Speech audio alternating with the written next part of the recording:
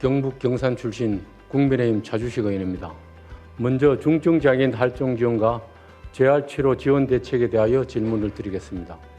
중증장애인을 지원하려는 활동 지원사의 확대를 위해서는 최저임금 수준의 급여와 열악한 근무 환경을 개선하려는 경상북도의 적극적인 의지가 필요합니다. 중증장애인 활동을 지원하는 활동 지원사에게 활동 지원금을 추가로 지원하는 등의 육성 정책이 필요하다고 보는데요. 경북도의 대책은 무엇인지 밝혀주십시오. 또 내 65세 이상 고령의 중증장애인 지원도 시급한 문제 중의 하나입니다. 65세 이상이 되어 다른 복지 혜택을 받는다고 고령의 중증장애인에게 장애가 없어지는 것은 아닙니다.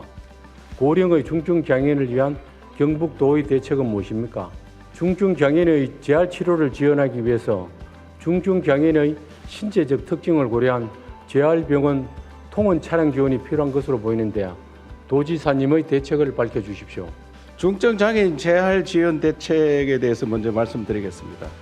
중증장애인에 대한 활동 지원이 업무의 난이도가 더 높기 때문에 더 높은 단가로 책정되는 게 당연하다고 생각하고 중증장애를 둔 가족에게도 시급하게 풀어야 할 문제이기 때문에 제도 개선 등 적극적으로 대책을 추진해 보겠습니다. 중증장애인 생활 치료를 위한 통원 차량 운영 등 이동권 보장의 문제는 현재 중증의 보장 장애인을 위해서 휠체어 리프트 등이 설치된 장애인 홀택시를 운영 중이며 비휠체어 장애인에 대해서는 택시 요금을 할인해주는 서비스를 24년부터 김천 구미를 시작으로 도입할 예정입니다.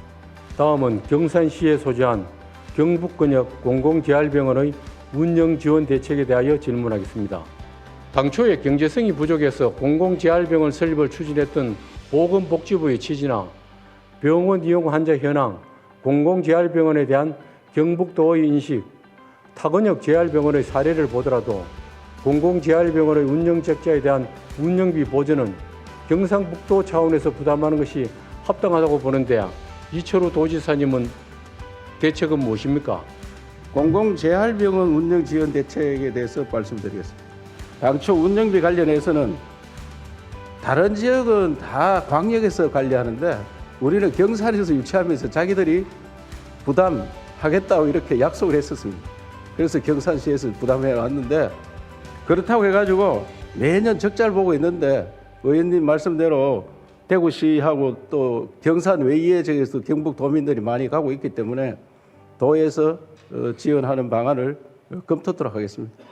다음은 경북 남북권의 중심이며 인구 28만 명이 거주하는 경산시의 교통망 개편을 위하여 경산시 남북을 잇는 남천 남산간 국도대체 우회도로를 조속히 추진하기 위한 경북도의 대책에 대하여 질문을 하겠습니다. 와촌 남천 종축도로 양끝은 각각 대구 포항고속도로와 대구 부산 고속도로로 연결되어 경산 지식산업단지와 경산 1단지부터 4단지를 비롯해 화장품 특화단지 등을 연결하는 도로망이 구축되고 막힘없는 산업물류 수송과 원활한 출퇴근 및 통학환경 구축을 통해 경산과 인근 시군이 함께 균형 발전할 수 있는 기폭제가 될 것으로 예상되는 만큼 남천 경산 간 국도대체 우회도로 사업이 제6차 국도국지도 건설 계획에 반드시 반영될 수 있도록 1순위로 올려 중앙부처와 적극 소통하는 등 경북도 차원의 선제적 대책이 필요하다고 보는데 지사님의 입장은 무엇인지 밝혀주십시오.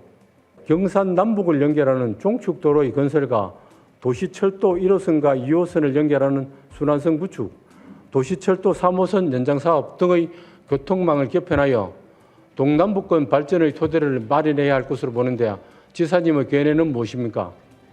남천 남산간 국도대체 우회도로에 대하여 말씀드리겠습니다.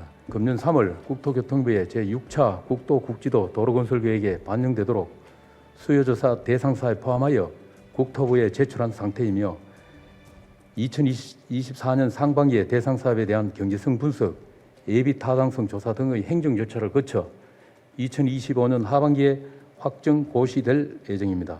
본 도로 철도 사업들이 반드시 반영되도록 지역구 의원, 중앙부처에 지속적으로 필요성을 건의하는 등 경산지역의 교통망 구축을 위해 적극 노력하겠다는 말씀을 드리며 의원님의 많은 관심과 지원을 부탁드리겠습니다. 마지막으로 경북도 내 심리적 위기 학생 지원 대책에 대하여 임종식 교육감님께 질문하겠습니다.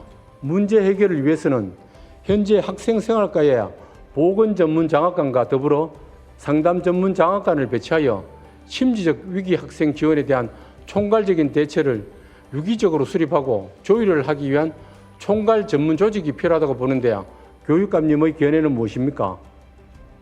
경북도에도 고위기 학생들이 학업을 변경하면서 상담과 치료를 받을 수 있는 위스쿨과 고위기 학생이 병원 학교 입원을 통해 전문 의사의 진료를 받으면서 최소한의 학습 시간을 이수하고 제때 졸업할 수 있도록 할 대책이 필요하다고 보는데 교육감님의 견해는 무엇입니까? 100명 이하 학교에 상담교사 배치 대책과 1000명 이상인 학교에 상담교사 2명 이상 배치에 대한 검토의 필요성이 있다고 보는데 교육감님의 견해는 무엇입니까? 그동안 전문가들로 구성된 TF팀에 의존을 했는데 의원님 제안처럼 생활교육 담당 또 대안교육 담당에 분산되어 있는 보건 담당 장학사, 보건직 공무원, 상담 장학사 등으로 전문팀을 구성하도록 하겠습니다. 기존 생활교육 담당 장학관이 담당하는 것이 효율적일지 아니면 신설하는 게 좋을지는 검토를 하도록 하겠습니다.